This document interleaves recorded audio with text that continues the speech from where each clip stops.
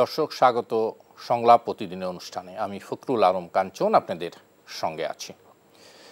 আমরা এই অনুষ্ঠানে সমসাময়িক বিভিন্ন গুরুত্বপূর্ণ ঘটনা এবং রাজনৈতিক বিষয়াদি নিয়ে আলোচনা করি। আজ আলোচনা করার জন্য দুইজন অতিথিকে আমন্ত্রণ জানিয়েছি। আমাদের সঙ্গে আলোচনা করতে স্টুডিওতে উপস্থিত আছেন দ্য ফিনান্সিয়াল পোস্টের প্রধান সম্পাদক জনাব এম এ আজিজ,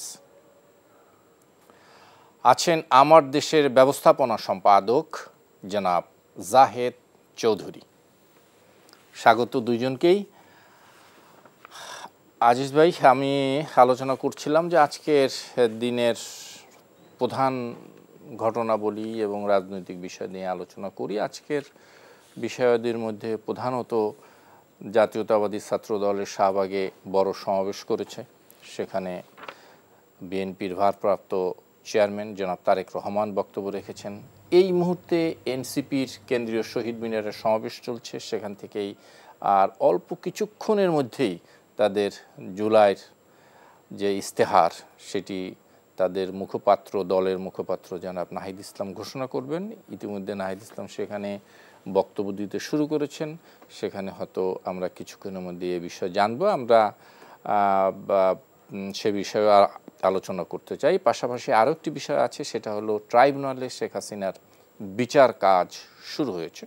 সে বিষয়ে সহ আরও কয়েকটি বিষয় নিয়ে এই ঘটনা আলোচনা করতে চাই। প্রথমেই শুরু করতে চাই আমি তারেক রহমানের বক্তব্য দিয়ে।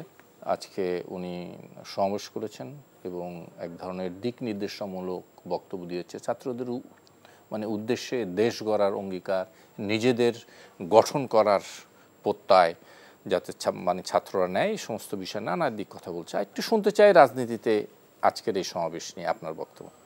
ধন্যবাদ আপনাকে। দেখেন, বিএনপির ভারপ্রাপ্ত চেয়ারম্যান তারেক রহমান যে বক্তব্য রেখেছে, আমি কিন্তু বরাবরই আমার ধারণা টকশোতে আমি একাই বলে যাচ্ছি যে ছাত্ররা এই যে রাজনৈতিক দল করলো, ডক্টর মোহাম্মদ ইউনূস কিন্তু সবাইকে উদ্যোক্তা হতে বলে, একবারও লেখাপড়ার কথা বলে নেই।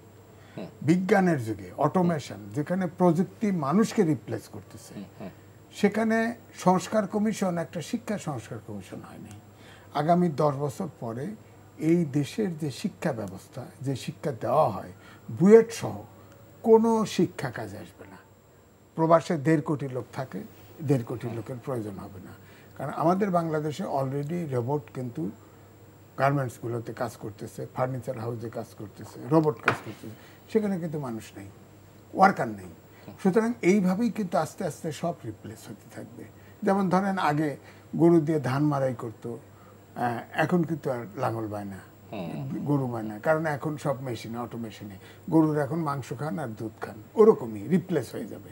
তো সুতরাং আমি বলবো যে এইটা আরও পরিষ্কার করে যদি উনি বক্তব্য রাখতেন আরও খুশি হতাম।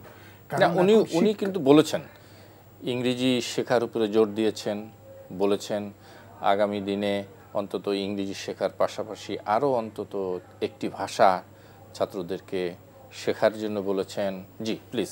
আমার বক্তব্য হচ্ছে, ছাত্র দলের যে ছাত্ররা গেছে, আমি ধরে নিচ্ছি তারা উচ্চ শিক্ষিত হবে, ইউনিভার্সিটি লেভেলে, কলেজ লেভেলের ছাত্ররা আছে। এখানে ইংরেজি শিখেন, অন্য একটা ভাষা শিখবেন প্রবাসী হওয়ার জন্য, দেশে কাজ করার জন্য, বিদেশে কাজ করার জন্য। আমার বক্তব্য হচ্ছে বিজ্ঞানের যুগে আপনার প্রযুক্তির পেছনের লোকটা দরকার, অর্থাৎ উচ্চমানের বিজ্ঞান শিক্ষার লোক দরকার। আধুনিক যুগে, অটোমেশনের যুগে এইরকম শিক্ষায় প্রস্তুত করতে হবে জাতিকে। নইলে আপনারা এই ধরেন, এই যে অভ্যুত্থানে ছাত্ররা যে ছিল ক্লাস 8 থেকে মাস্টার্স পর্যন্ত, এই যে ছাত্ররা এখন দল করেছে, হ্যাঁ 18 বছর বয়স হলে তার রাইট আছে, দল করতে পারে। কিন্তু আমি বলবো এই 8 থেকে 8টা সেশনের, এই 8টা সেশন কিন্তু ব্রেন্ডে হয়ে গেল। আমি বলবো যে শিক্ষার থেকে ছাত্রদের খেয়াল করে দেখেন, ছাত্রদের শিক্ষার বিসিএস দেওয়া ওই প্রস্তুতির থেকে এখন ছাত্ররা ডাইরেক্ট এমপি হবে, ডাইরেক্ট মন্ত্রী হবে, এই আকাঙ্ক্ষাটা কিন্তু তাদের ভিতরে তীব্র। জি, একটু জাহেদ চৌধুরীর কথা একটু শুনি। জাহেদ চৌধুরী, এই যে তারেক রহমানের বক্তব্য, আজকের সমাবেশ, সব কিছু মিলে রাজনীতি ইম্প্যাক্ট শুনতে চাই, একটু ছোট্ট করে শুনবো, তারপরে আমরা কেন্দ্রীয় শহীদ মিনারে এনসিপির সমাবেশ চলছে, সেখানে নাহিদ ইসলাম বক্তব্য রাখছে, তার বক্তব্যটা শুনবো। আপনার কাছ থেকে ছোট্ট করে শুনে। ধন্যবাদ আপনাকে। আজিজ ভাই যে কথাটি বলছিলেন যে আসলে আজকের ছাত্র সমাবেশটা যদিও এই জুলাই অভ্যুত্থান কেন্দ্রিক, এটাকে কেন্দ্র করেই কিন্তু আজকের এই ছাত্র সমাবেশ ছাত্রদল আয়োজন করেছে এবং ছাত্রদের যে রাজনৈতিক দল এনসিপি তারা আয়োজন করেছে। তো যেখানে আজিজ ভাই যে কথাটা বলছিলেন যে এটা তো ফেলে দেওয়ার কোনো সুযোগ নেই, কারণ আপনাকে যদি শিক্ষা ব্যবস্থাটা সময়ের সাথে তাল মিলিয়ে এটা যদি পরিবর্তন না আনেন তাইলে এই শিক্ষা ব্যবস্থা আমাদের কোনো কাজে আসবে না এবং এটাকে যেটা করতে হবে যে ক্লাসরুমে ছাত্রদের ফিরিয়ে নিতে হবে। আমরা একটু একটা ইস্তেহার পাঠ হচ্ছে, নাহিদ ইসলামের ওই বক্তব্যটা একটু শুনে আসুন। জি, বিলোপ করে এক নতুন রাজনৈতিক বন্দোবস্ত করতে চাই। কেবল এক ফ্যাসিবাদী শাসক হটিয়ে আরেক ফ্যাসিবাদী ব্যবস্থার উত্থানের সম্ভাবনাকে জিয়ে রেখে আমরা নিশ্চিন্তে ঘরে ফিরতে পারি নাই, বরং রাষ্ট্র সমাজে দীর্ঘদিনের জেঁকে বসে এই ফ্যাসিবাদী ব্যবস্থা সমূলে উৎপাদনে আপনাদের তীব্র আকাঙ্ক্ষা বাস্তবায়নের দায়িত্ব কাঁধে তুলে নিতে গত 28শে ফেব্রুয়ারি আমরা আপনাদের ছাত্র শ্রমিক জনতা রাজনৈতিক দল জাতীয় নাগরিক পার্টি এনসিপি গঠন করেছি।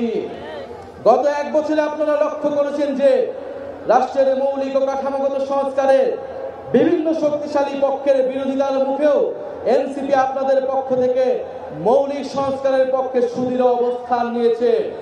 আমরা বিশ্বাস করি এই মৌলিক সংস্কারগুলো পুরোপুরি বাস্তবায়ন ছাড়া ফ্যাসিবাদী কাঠামো ভেঙে ফেলা আমাদের পক্ষে সম্ভব হবে না।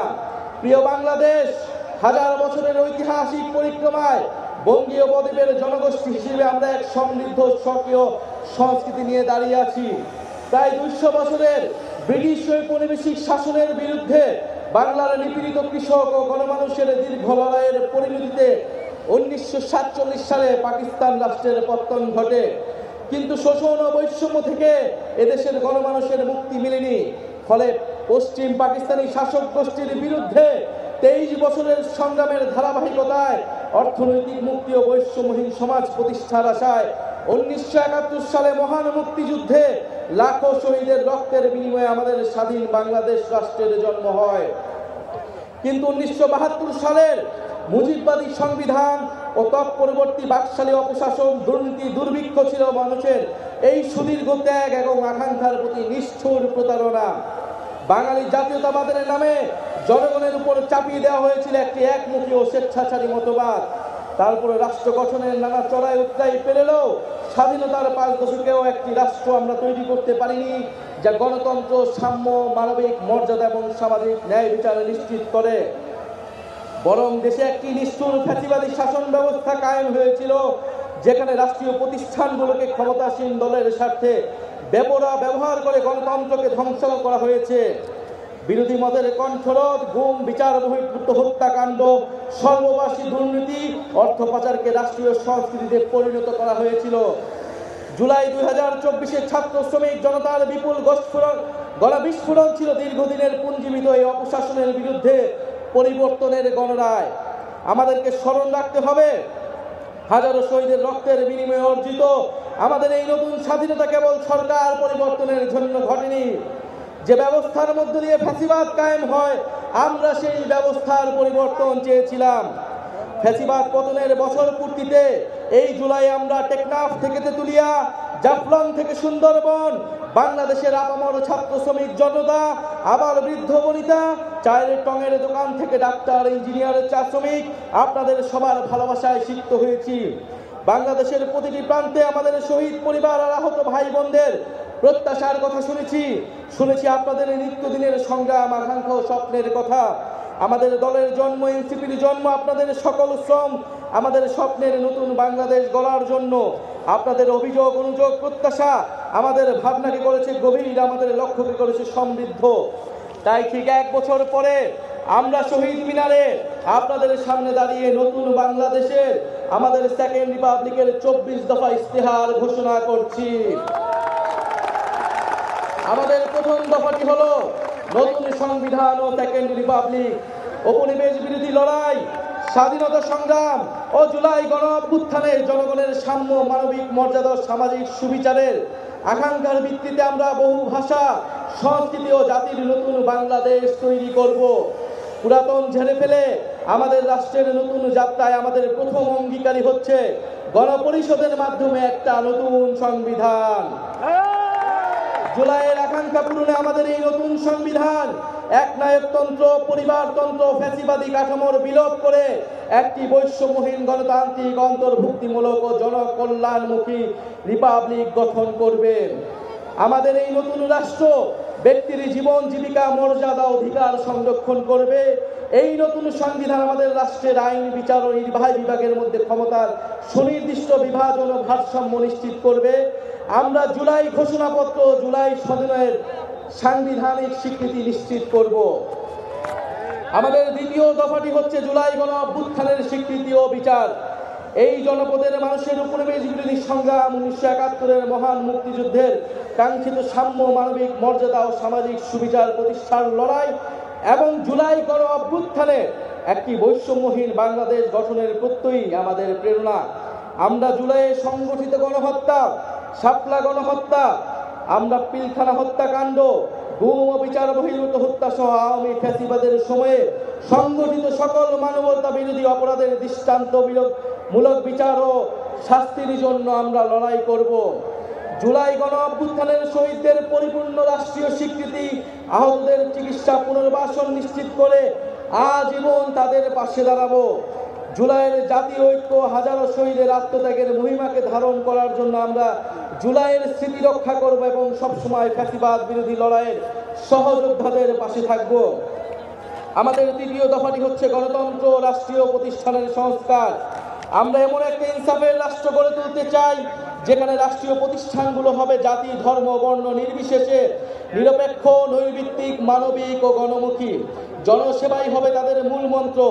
একই সঙ্গে রাষ্ট্রের সকল সাংবিধানিক ও বিধিবদ্ধ জবাবদিহিতা নিশ্চিতকারী প্রতিষ্ঠানের ক্ষমতা বৃদ্ধি করা হবে, যেন এই প্রতিষ্ঠানগুলো স্বাধীনভাবে কাজ করে নির্বাহী বিভাগের কর্তৃত্ব পরায়ণ হওয়ার প্রবণতা প্রতিহত করতে পারে। আমরা এমন একটা গণতান্ত্রিক রাষ্ট্র প্রতিষ্ঠা করতে চাই যেখানে জনগণ শুধু নির্বাচনের দিন ক্ষমতার উৎস হবে না, বরং রাষ্ট্র পরিচালনার প্রতিটি ক্ষেত্রে জনগণের অংশগ্রহণ নিশ্চিত করা হবে। আমরা অবাধ, সুষ্ঠু, নিরপেক্ষ নির্বাচনের জন্য নির্বাচন কমিশন আইন ও গঠন প্রক্রিয়ায় মৌলিক পরিবর্তন সাধন করব এবং রাষ্ট্র কর্তৃক নির্বাচিত ব্যয় নির্বাহের আইন করার মাধ্যমে নির্বাচনে কালো টাকার প্রভাব হ্রাস করব এবং সৎ ও যোগ্য প্রার্থীদের প্রতিদ্বন্দ্বিতার সুযোগ সৃষ্টি করব। আমাদের চতুর্থ দফাটি হচ্ছে ন্যায় ভিত্তিক বিচার ব্যবস্থা ও আইন সংস্কার। আমাদের রাষ্ট্রে স্বাধীন বিচার বিভাগ ক্ষমতাবানদের পক্ষে অন্ধ অবস্থান নিবে না, বরং মজলুমকে তার প্রাপ্য ন্যায় বিচার বুঝিয়ে দিবে।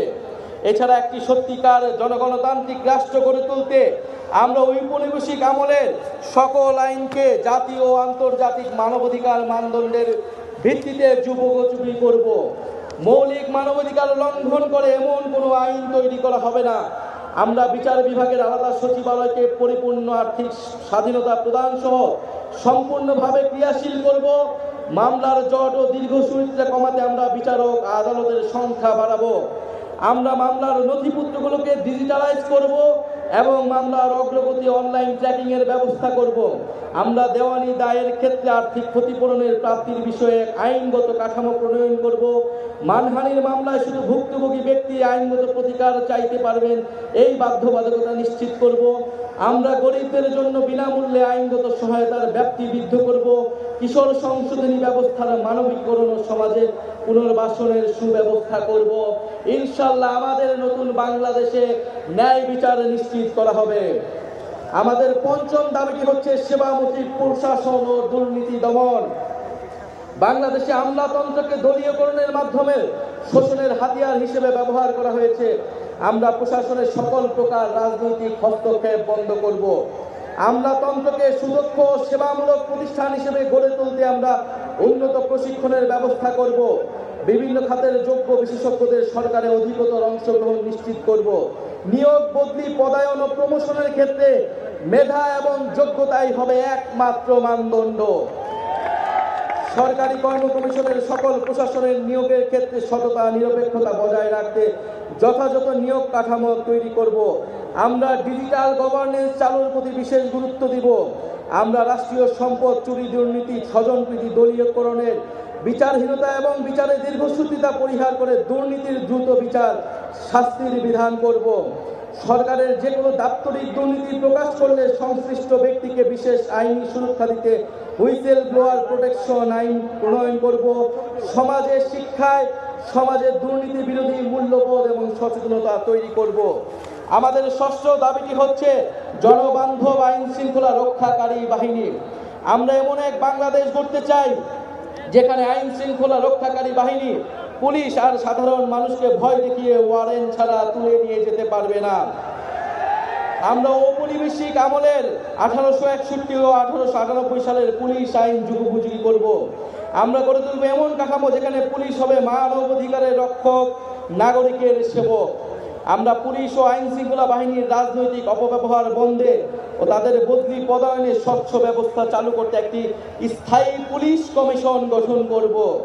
যে কোনো গ্রেফতারের ক্ষেত্রে ওয়ারেন্ট বা সুস্পষ্ট কারণ উল্লেখ করতে হবে। গ্রেফতারকারীর উপর পুলিশের পদবি ও পরিচয় স্পষ্টভাবে জানানো হবে। আমরা চালু করব কমিউনিটি ভিত্তিক পুলিশিং এবং মানবাধিকার কেন্দ্রিক প্রশিক্ষণ। সহিংস অপরাধের প্রতি আমাদের থাকবে জিরো টলারেন্স। আমরা র্যাব বিলুপ্ত করব এবং আমরা গোয়েন্দা সংস্থাকে রাজনৈতিক স্বার্থে ও মানবাধিকার লঙ্ঘনে ব্যবহার বন্ধ করে সুস্পষ্ট আইনি কাঠামো তৈরি করব। আমাদের সপ্তম দাবিটি হচ্ছে গ্রাম পার্লামেন্ট ও স্থানীয় প্রশাসন, স্থানীয় সরকার। মানুষ গ্রাম ছেড়ে শহরে চলে এসেছে, এতে শহরগুলোর উপর চাপ বাড়ছে এবং গ্রামীণ অর্থনীতি দুর্বল হচ্ছে। আমরা গ্রামের স্বকীয়তা ক্ষুণ্ণ রেখে শহরের সুবিধা গ্রামে পৌঁছে দিতে চাই। আমরা গ্রামে উৎপাদন ও বিনিয়োগের সুযোগ বাড়িয়ে স্বনির্ভর গ্রাম তৈরি করব। আমরা স্থানীয় পর্যায়ে শাসন ব্যবস্থায় জনগণের অংশগ্রহণ নিশ্চিতে গ্রাম পার্লামেন্ট গঠন করব এবং এই পার্লামেন্টের হাতে স্থানীয় সমস্যা সমাধান ও উন্নয়ন তদারকির দায়িত্ব অর্পণ করব। আমরা স্থানীয় সরকার কাঠামোকে শক্তিশালী করার মাধ্যমে ক্ষমতার বিকেন্দ্রীকরণ নিশ্চিত করব এবং স্থানীয় সরকারকে স্থানীয় উন্নয়নের কেন্দ্রে বিন্দুতে পরিণত করব। আমরা সংসদ সদস্যের ক্ষমতার অপব্যবহার বন্ধ করে স্থানীয় নির্বাচিত জনপ্রতিনিধিকে ক্ষমতায়িত করব। একই সাথে সামাজিক জবাবদিহিতা ও দায়বদ্ধতা নিশ্চিতকারী কাঠামোগুলো যেন দায়িত্ব পালন করতে পারে সেটা নিশ্চিত করব। আমরা একটি স্বাধীন স্থানীয় সরকার কমিশন গঠন করব, যে স্থানীয় সরকারের বিভিন্ন প্রতিষ্ঠান যেন ভূমিকা পালন করে তা নিশ্চিত করবে। আমাদের অষ্টম দফাটি হচ্ছে স্বাধীন গণমাধ্যম ও শক্তিশালী নাগরিক সমাজ। আমরা সংবাদ মাধ্যমের শতভাগ স্বাধীনতায় বিশ্বাস করি এবং যথাযথ আইনি ও নীতি কাঠামোর মাধ্যমে সেটি নিশ্চিত করব। আমরা প্রেস কাউন্সিলকে যুগোপযোগী এবং কার্যকর করব। এছাড়া নির্দিষ্ট কোনো ব্যক্তি, গোষ্ঠী বা কর্পোরেশনের কাছে যাতে বহু গণমাধ্যমের প্রতিষ্ঠাতার মালিকানা কুক্ষিগত না হয়, রাজনৈতিক দলের স্বার্থে হাতিয়ার না হয়, সেটা নিশ্চিত করব। আমরা নিশ্চিত করব গণমাধ্যম যেন জনগণের কাছে দায়বদ্ধ থাকে। আমরা গণতান্ত্রিক জবাবদিহিতা শক্তিশালী করার প্রয়াসে নাগরিক সমাজের সক্রিয়তা ও স্বাধীন মত প্রকাশের সুযোগ অবাধিত করতে নাগরিক সমাজের অংশীজনের সমন্বয়ে একটি শক্তিশালী নীতি কাঠামো তৈরি করব। আমরা গণমাধ্যমে মিস ইনফরমেশন, গুজব ও বিভ্রান্তিকর সংবাদের বিরুদ্ধে জনগণের সুরক্ষা নিশ্চিত করব। আমাদের নবম দাবিটি হচ্ছে সার্বজনীন স্বাস্থ্য। আমরা এমন একটি স্বাস্থ্য ব্যবস্থা গড়ে তুলব যেখানে অর্থের অভাবে কেউ চিকিৎসা থেকে বঞ্চিত হবে না। এমন জরুরি চিকিৎসা ব্যবস্থা গড়ে তুলব যাতে হাসপাতালে পৌঁছানোর আগে অ্যাম্বুলেন্সে জীবন রক্ষাকারী চিকিৎসা শুরু করা যায়। আমরা ইলেকট্রনিক হেলথ রেকর্ড সিস্টেম চালু করব, ফলে নাগরিকের হেলথ কার্ড, হেলথ আইডি থাকবে, সেখানে সকল তথ্য ডিজিটালি সংরক্ষণ থাকবে। আমরা প্রাথমিক স্বাস্থ্যসেবা শক্তিশালী করব। আমরা জাতীয় ইউএইচআর এর সঙ্গে সমন্বিত করব যাতে রোগী এক হাসপাতাল থেকে আরেকটিতে সহজে চিকিৎসা চালিয়ে যেতে পারে। আমরা স্বাস্থ্যকর্মীদের ন্যায্য বেতন, ক্যারিয়ারে অগ্রগতির সুনির্দিষ্ট পদ্ধতি, নারী স্বাস্থ্যকর্মীদের জন্য কর্মক্ষেত্রে ডে কেয়ার সেন্টার সহ নারী বান্ধব পদক্ষেপ গ্রহণ করব। স্বাস্থ্যকর্মীদের ক্ষেত্রে কর্মক্ষেত্রে সহিংসতা অবসান ঘটাতে কার্যকর নীতি গ্রহণ করব। আমরা জনপদের মানুষের জন্য নতুন ও কার্যকরী চিকিৎসা আবিষ্কার করতে আমরা বিশ্বমানের একটি জাতীয় বায়োব্যাংক প্রতিষ্ঠা করব। আমাদের 10 নম্বর দাবিটি হচ্ছে জাতি গঠনে শিক্ষানীতি। আমরা শিক্ষা খাতে বরাদ্দ বাড়িয়ে ভবিষ্যতের উদ্ভাবন শিল্পায়ন ও অর্থনীতির জন্য প্রস্তুত একটি দক্ষ জ্ঞানভিত্তিক সমাজ গড়ে তুলব। শিক্ষা পণ্য নয় অধিকার। বিজ্ঞান, গণিত, প্রকৌশল ও চিকিৎসায় শক্ত ভিত তৈরিতে আমাদের থাকবে বিশেষ পরিকল্পনা। আমাদের ইতিহাস, ভাষা, সংস্কৃতি চর্চার মাধ্যমে শিক্ষা ব্যবস্থা নৈতিকতা ও গণতান্ত্রিক মূল্যবোধ সম্পন্ন সুনাগরিক তৈরি করবে। শিক্ষার ভিত্তি দৃঢ় করার জন্য প্রাথমিক, মাধ্যমিক ও কারিগরি শিক্ষাকে গুরুত্ব দেওয়া হবে এবং উচ্চ শিক্ষার মূল্য লক্ষ্য হবে মানসম্পন্ন গবেষণার মাধ্যমে জ্ঞান সৃষ্টি করা। আমরা সংশ্লিষ্ট অংশীদারদের সাথে আলোচনা করে বাংলা মাধ্যম, মাদ্রাসা ও ইংরেজি মাধ্যম সহ বিদ্যমান সকল ধরনের শিক্ষা মাধ্যম ও পদ্ধতিগুলোর মধ্যে যৌক্তিক সমন্বয় করব। কর্মমুখী বৃত্তিমূলক নার্সিং শিক্ষা ও দক্ষতা প্রশিক্ষণকে আন্তর্জাতিক মানের আধুনিক ও যুগোপযোগী করে গড়ে তুলব, যাতে নাগরিকের জন্য কর্মসংস্থান তৈরি হয়। আমরা শিক্ষকের মর্যাদা প্রতিষ্ঠার অংশ হিসেবে বহির্বিশ্বের সাথে সঙ্গীত রেখে পৃথক বেতন কাঠামো বাস্তবায়ন ও রাষ্ট্রীয় নীতি ও পদক্ষেপ গ্রহণ করব। এমপিওভুক্ত শিক্ষা প্রতিষ্ঠানগুলোকে পর্যায়ক্রমে জাতীয়করণ করা হবে। শিক্ষা প্রতিষ্ঠানে ছাত্র, শিক্ষক, কর্মকর্তা, কর্মচারীদের রাজনীতি ও তার উপর জাতীয় রাজনীতির প্রভাব বিষয়ে সংশ্লিষ্টদের মতামতের ভিত্তিতে গ্রহণযোগ্য নীতিমালা প্রণয়ন করা হবে। আমাদের 11 নম্বর দফাটি হচ্ছে গবেষণা, উদ্ভাবন ও তথ্য প্রযুক্তি বিপ্লব। আমরা উন্নত বিশ্ব থেকে প্রযুক্তি স্থানান্তর ও দেশে প্রযুক্তি জ্ঞান সম্পন্ন দক্ষ মানব সম্পদ তৈরিতে বিশেষ উদ্যোগ গ্রহণ করব। আমরা বিজ্ঞান ও তথ্য প্রযুক্তি গবেষণায় সরকার, বিশ্ববিদ্যালয়, বেসরকারি খাতের সহযোগিতা ও যৌথ উদ্যোগে 50 বছর মেয়াদী বিভিন্ন বিজ্ঞান গবেষণা প্রকল্প গ্রহণ করব। এসব প্রকল্পের আওতায় অ্যারোনটিক্স, মহাকাশ গবেষণা, সিগন্যাল ইন্টেলিজেন্স, রেডার প্রযুক্তি, artificial intelligence, semiconductor, quantum technology সহ বায়োটেকনোলজি প্রভৃতি বিষয়ে সর্বাধুনিক গবেষণা ল্যাব স্থাপন করা হবে। পাশাপাশি বিষয়ে বিশ্বের সেরা ল্যাবগুলো থেকে সহযোগী স্থাপন ও দেশি বিদেশি বিশেষজ্ঞদের প্রতিযোগিতামূলক বেতনে নিয়োগ করা হবে। আমরা দেখছিলাম কেন্দ্রীয় শহীদ মিনার থেকে এনসিপির নতুন বাংলাদেশ ঘোষণার ইস্তেহার। আপনি জানেন, আমরা শুনছিলাম কেন্দ্রীয় শহীদ মিনার থেকে এনসিপির নতুন বাংলাদেশের ঘোষণাপত্র। সেখানে 24 দফা ঘোষণা এসছে, নানা বিষয়ে আসছে। তারপরে সেখানে নতুন সংবিধান রচনার কথা বলা হয়েছে, গণতন্ত্র, নির্বাচন, বিচার ব্যবস্থা, দুর্নীতি দমন, আমলাতন্ত্র, বিভিন্ন বিষয় নিয়ে আসছে। শুনতে চাই একটু। দেখেন, এটা আমার কাছে মনে হয়েছে তাদের নির্বাচনী ইস্তেহার। কারণ ঐক্যমত্য কমিশনে যে বিষয়গুলো আলোচনা করছে সেই বিষয়গুলো আছে, জুলাই সনদ হবে সেটার মধ্যেও আছে। আবার এর বাইরে তারা কি করবে, ক্ষমতায় গেলে এটা বলে নাই, কিন্তু কি করবে সেটাও আছে। অর্থাৎ সব মিলে এটা একটা ঘোষণা তারা দিছে। খারাপ না, দিছে, ভালো কথা। কিন্তু আমার বক্তব্য হচ্ছে ঐক্যমত্য কমিশনে যে বিষয়গুলি আলাপ হচ্ছে প্রায় চূড়ান্ত পর্যায়ে আছে, সেই বিষয়টি মাঠে আনা ঠিক হয় নাই। আগে একবার আনছে ঐক্যমত্য কমিশনে, এজেন্ডা ভুক্ত ছিল না পিয়ার নির্বাচন। ফট করে ইসলামিক আন্দোলন বাংলাদেশ একটা সভা ডাকলো, সেখানে জামাত, এনসিপি যোগ দিল এবং অনেকটা আরো কয়েকটা দল যোগ দিল এবং আলটিমেটাম। না, এনসিপি তো পিয়ারের পক্ষে সবসময় বলছে না, পিয়ারের সময় সবসময় বলেন। কেন? শুধু ইসলামিক আন্দোলন বাংলাদেশ ফরমালি এবং পিয়ারের পক্ষে বললেও আমার কথা হলো যে ঐক্যমত্য কমিশন তারা কিন্তু কি কি আলোচনা সামারাইজ করছে করে যে এজেন্ডা দিছে সেখানে কিন্তু পিয়ার সিস্টেম ছিল না।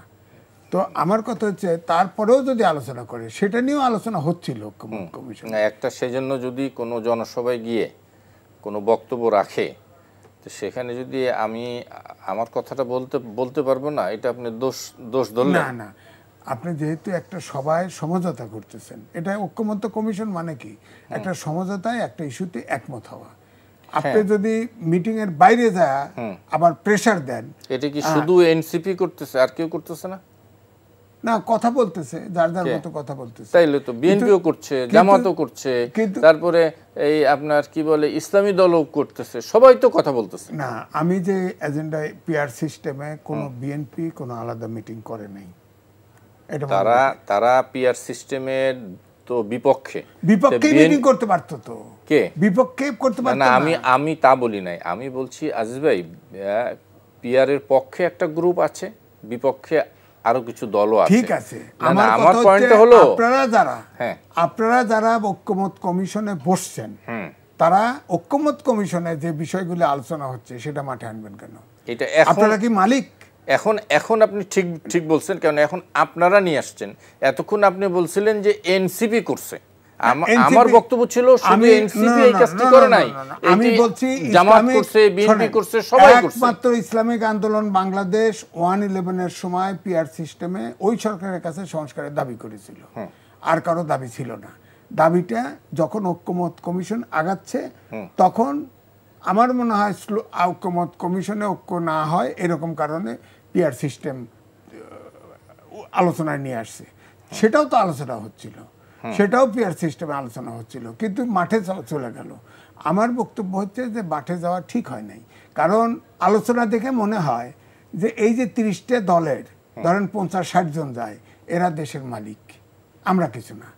সংবিধান তো বলে, এটা তো সাংবিধানিক সরকার, কারণ সংবিধানের সমুন্নত রাখার জন্য ওত নিয়েছে 106 অনুচ্ছেদ অনুযায়ী এই সরকার বৈধতা। সেটা ঠিক আছে, আমি নিশ্চয়ই আপনার কথা শুনবো। আমার কথা হলো যে আপনি বলছেন আলোচনার টেবিলেই পিআর সিস্টেমটা ছিল নাকি না কোনোদিনও করে নাই, তারা মাঠে এসে বলছে? আপনি কি বলতে চাচ্ছেন? আলোচনায় ছিল না, এজেন্ডা ভুক্তই ছিল না। এজেন্ডা ভুক্তই ছিল না, পরবর্তীতে আলোচনা মাঝখানে উঠানো হয়েছে, সেটা নিয়ে আলোচনা হচ্ছিল, সেটা বিএনপি এবং কয়েকটি দল এটার বিপক্ষে অবস্থান নিয়েছে, আলোচনা হচ্ছিল। আলোচনার মাঝখানে হঠাৎ করে জনসভা দিয়ে ইসলামিক শাসনতন্ত্র আন্দোলন বাংলাদেশ তারা মিটিং ডাকলো, সেখানে যায় জামাত, এনসিপি, আরো এবি পার্টি কয়েকটি দল গিয়ে পিআর সিস্টেমের পক্ষে স্ট্যান্ড নিয়ে বক্তব্য। আমার মনে হয় আপনি এখানে থাকেন, আমি একটু জাহিদ চৌধুরীর কথা শুনে আসি। জাহিদ ভাই, যে আলোচনা আপনি করবেন, কিন্তু তার আগে আমি একটু শুনতে চাই যেটি এম এ আজিজ যেটি বললেন, যে দলগুলো কি এই যারা পিআর সিস্টেমের নির্বাচন দাবি করছে, তারা কি আগের থেকেই এই দাবিগুলো করছিল কিনা, আমি একটু আপনার কাছ থেকে ক্লিয়ার হতে চাই। আরেকটি বিষয় হচ্ছে যে জনসভায় এসে বলাটা আপনি কিভাবে দেখছেন, মানে ওইটা ভিতরে আলোচনা না করে? এখানে দেখেন কয়েকটা বিষয় আমি বলি। শুরুতেই যে ইশতেহারের যে অংশটুকু আমরা শুনলাম, আমরা 24 দফা ইশতেহার, আমার মনে হয় যে এনসিপি 24-এর গণ অভ্যুত্থানের ফসল হিসেবে তারা এনসিপি গঠিত হয়েছে। এই কারণে হয়তো 24 সালটাকে স্মরণীয় করে রাখার জন্য তারা 24 দফা দিয়েছে।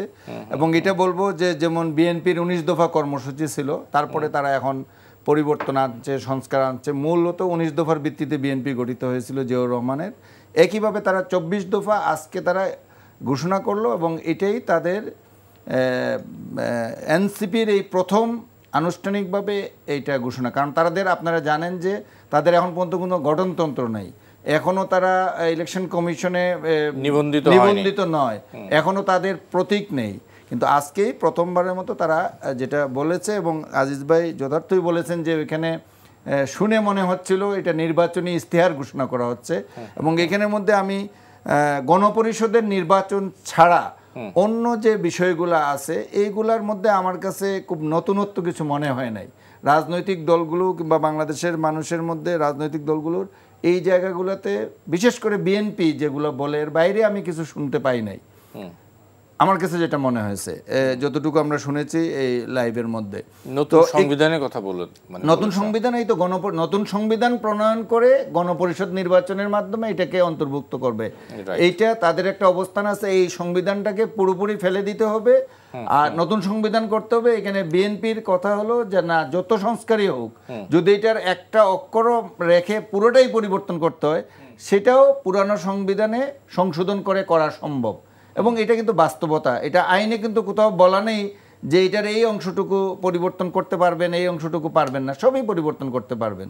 তো এটা একটা স্পষ্ট অবস্থান বিএনপি এবং এনসিপির মধ্যে, ডিফারেন্স অফ অপিনিয়ন এই জায়গাটায় আছে। কিন্তু আপনি যেটা বলছিলেন যে আগে এটা আসছে কিনা আলোচনায়, আমরা বলবো যে ঐক্যমত কমিশনের আলোচনার বিভিন্ন পর্যায়ে বিভিন্ন দাবি দাওয়াগুলো আসছে।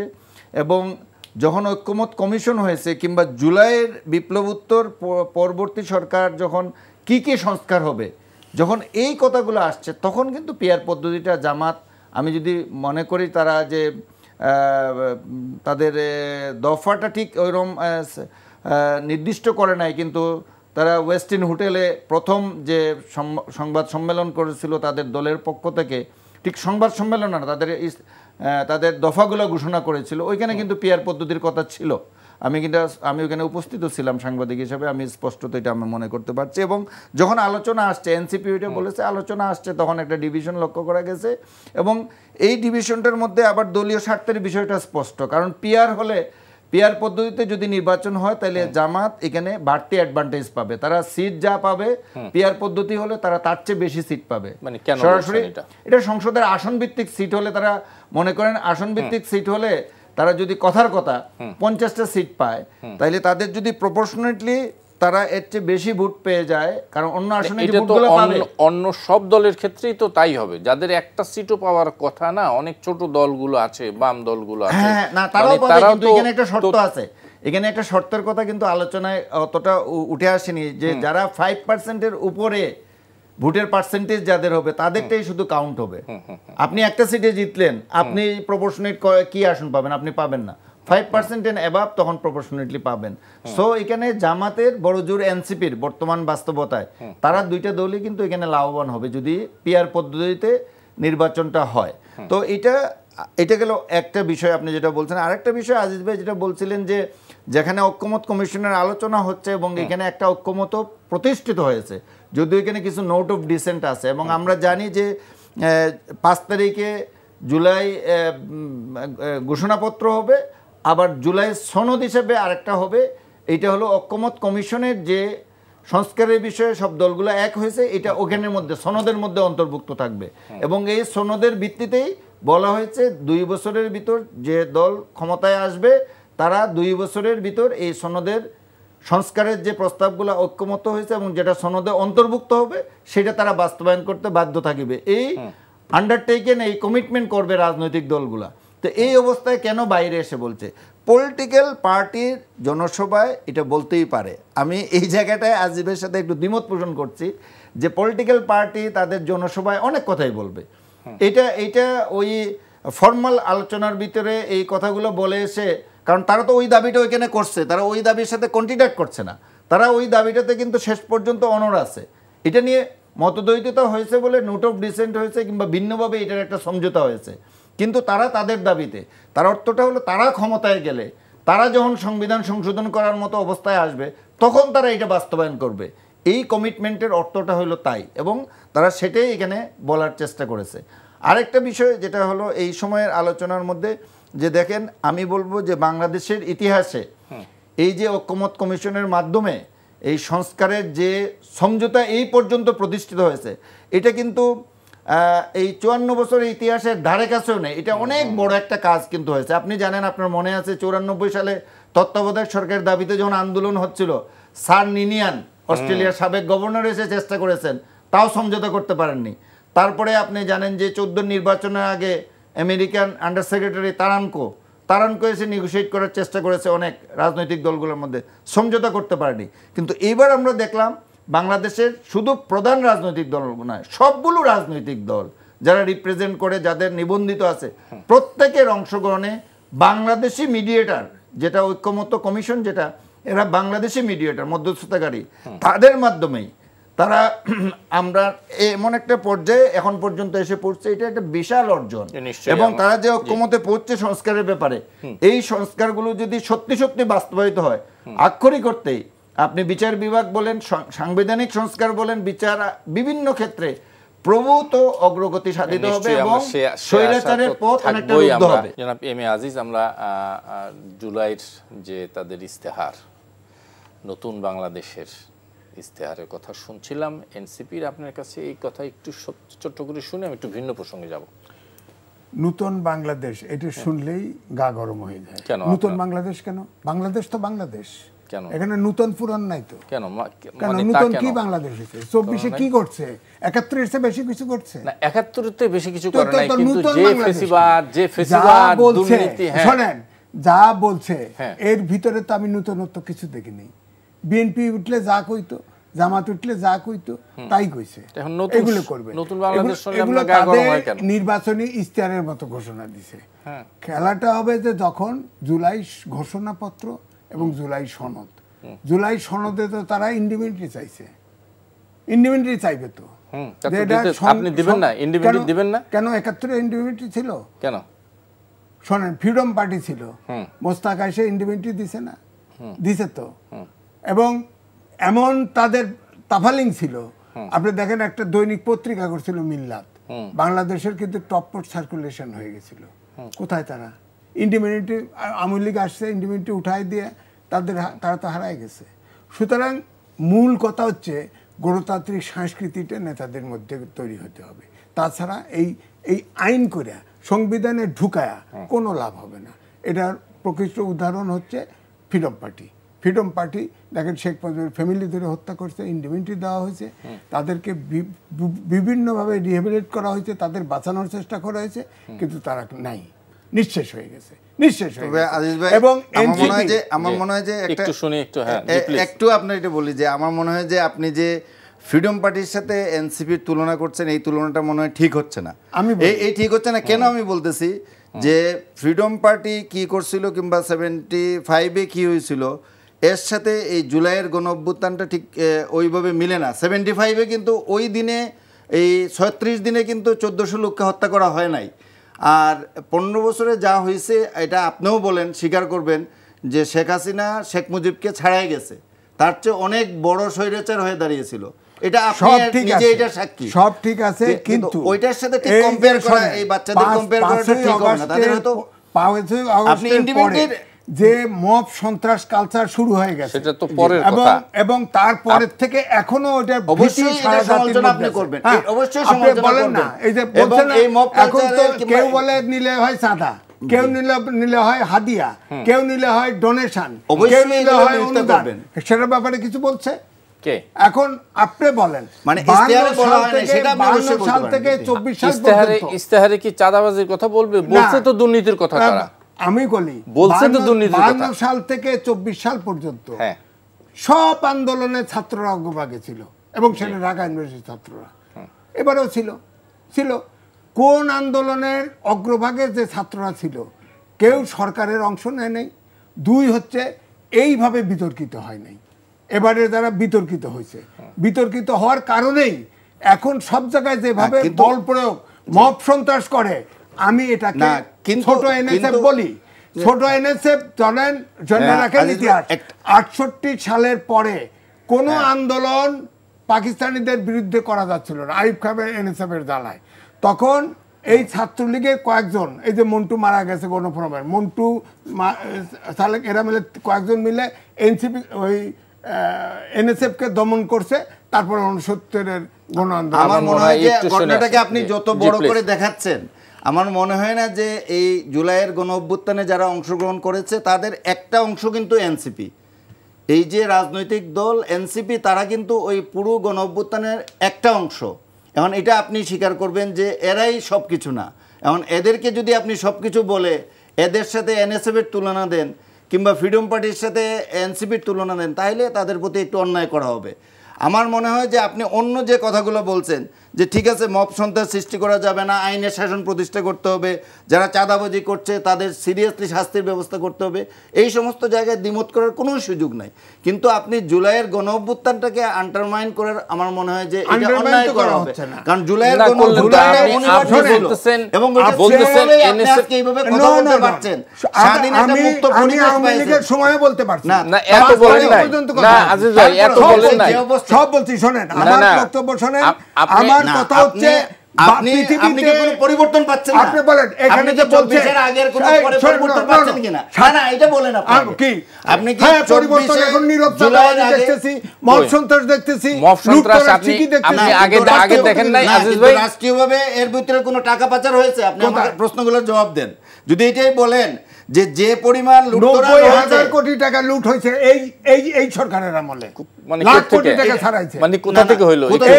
তাদের না বাংলাদেশ ব্যাংকের স্টেটমেন্ট, কোথা জিগান গভর্নরকে জিগান, না কোথায় এটা, মানে কোথায় বলছে? পেপার পত্রিকায় আসছে, না ওই রকম কে বলছে? না এটা আগের ঘটনার রিপোর্ট হয়তো আসছে। প্রবাসী আয় সবচেয়ে বেশি আছে, ফরমাল চ্যানেলে আসে 5%। আর সেটা কেমনে হিসাব দেয়, কেমনে হিসাব করে বলেন?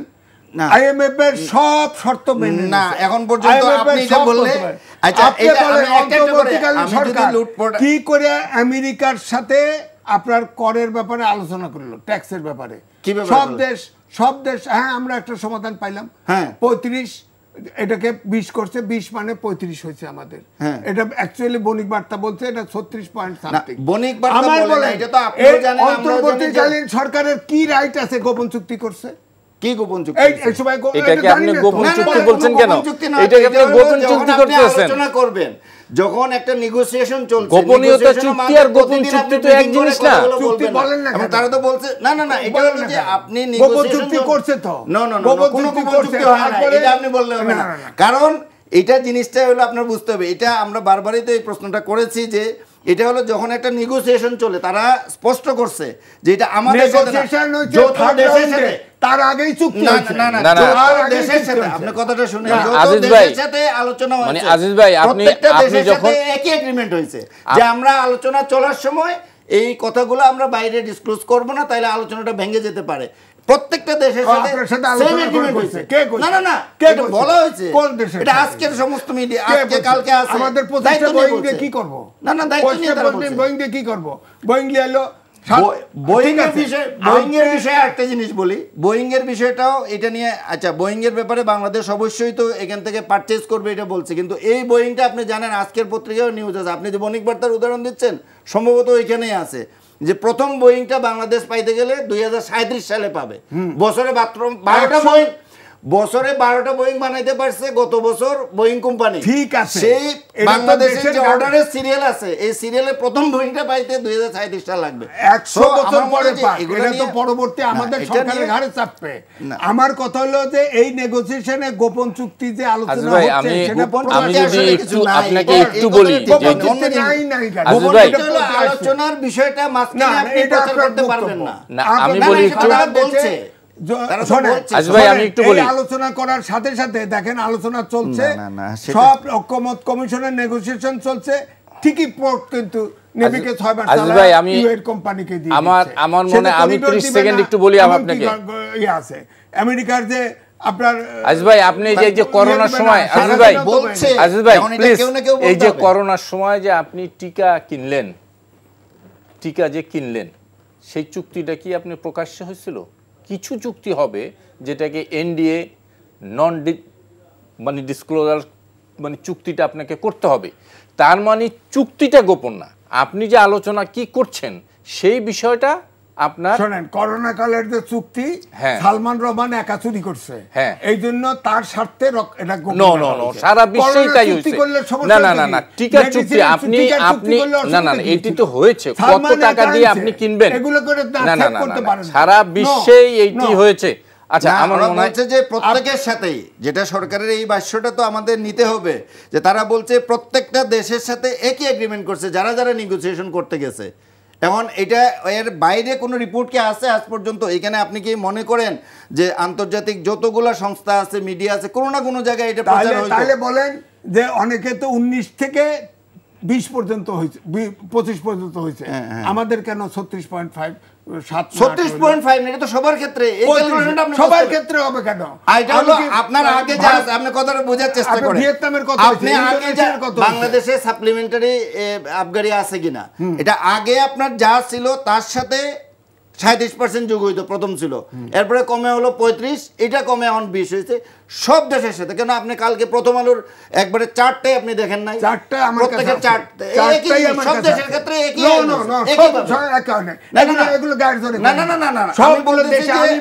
আলাদা হিসাব আছে।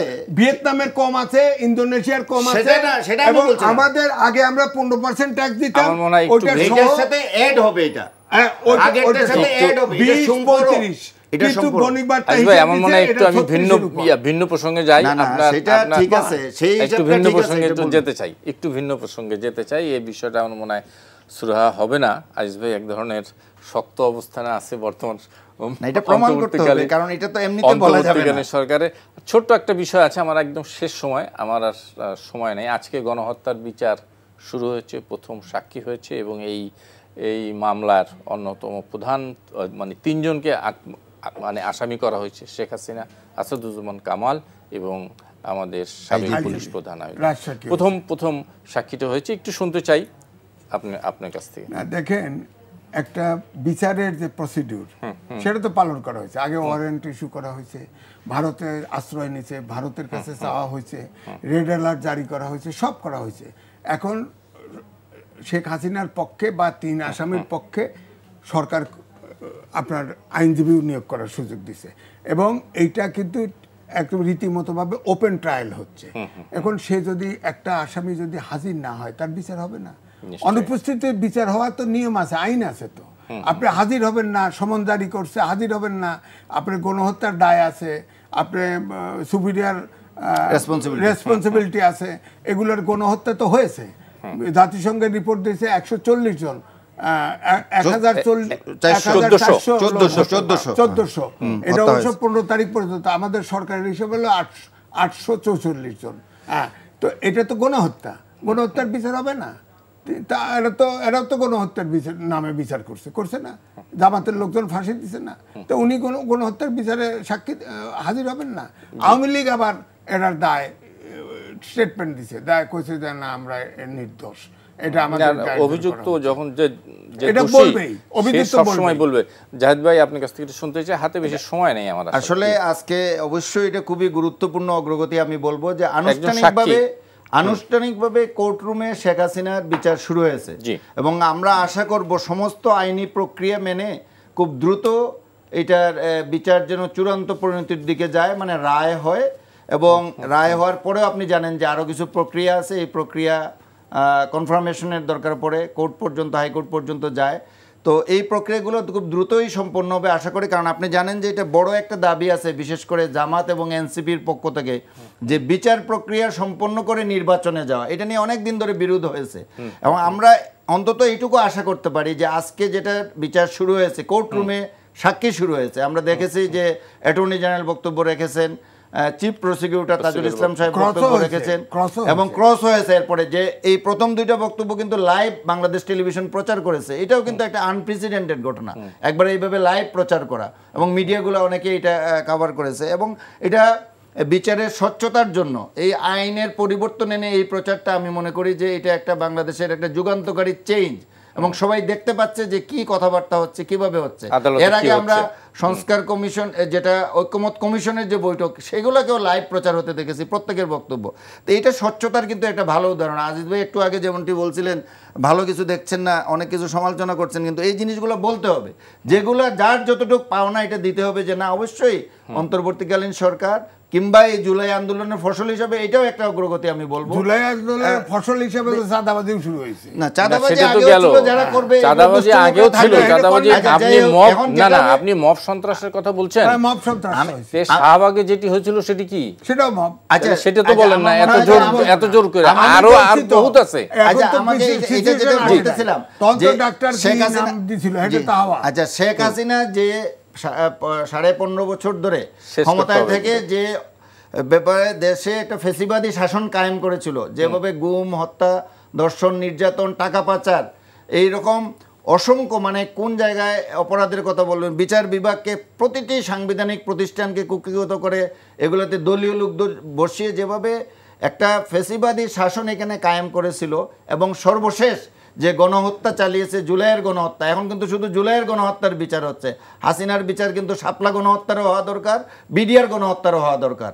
আমি মনে করি যে পর্যায়ক্রমে সেই বিচারগুলোও যাতে হয় ভবিষ্যতে। এটা শুরু হলো, এবং এই জুলাই গণহত্যার এত বেশি এভিডেন্স আছে, তরতাজা ঘটনা, যেটা জাতিসংঘের প্রতিবেদনে উঠে আসছে ইতিমধ্যে আমরা দেখেছি, এবং অতি সম্প্রতি বিবিসি এবং আল জাজিরা, 2টা আন্তর্জাতিক গণমাধ্যমেও এই গণহত্যার যে সচিত্র ভিডিও চিত্র যেভাবে আসছে, প্রতিবেদন যেভাবে আসছে, অনুসন্ধানী প্রতিবেদন, আমরা আশা করছি এইগুলোর সাথে এই যে বিচার শুরু হয়েছে, বাংলাদেশের নিজস্ব যে বিচার প্রক্রিয়া, এই বিচারের মধ্যে আরও বিষয়গুলো চলে আসবে। এবং আমরা ইতিমধ্যে এটা যে কোনো একজন মানুষ, এটা কোর্ট পর্যন্ত যাওয়ার বিষয় নাই, যে যেভাবে সরাসরি শেখ হাসিনা নির্দেশগুলো দিয়েছেন, তার ভয়েস রেকর্ড, এবং এটা আন্তর্জাতিক ফরেনসিক রিপোর্ট হয়েছে, সব স্ট্যান্ডার্ড মেনটেন করে। আমি বলবো যে সমস্ত স্ট্যান্ডার্ড মেনটেন করে অতি দ্রুত যাতে এই বিচার প্রক্রিয়া অন্তত নির্বাচনের আগে একটি মামলার রায় যেন ঘোষিত হয়, এবং আমরা আশা করছি এটা জি, ফেব্রুয়ারি নিশ্চয়ই, পর্যন্ত যাওয়া নিশ্চয়ই লাগবে না, হয়তো ডিসেম্বরের ভিতরে আমরা রায়টা পাবো। আমাদেরও সেরকমই প্রত্যাশা। জনাব M A Aziz,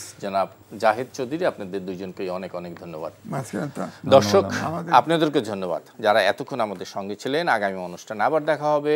Shubho Sandhya. By.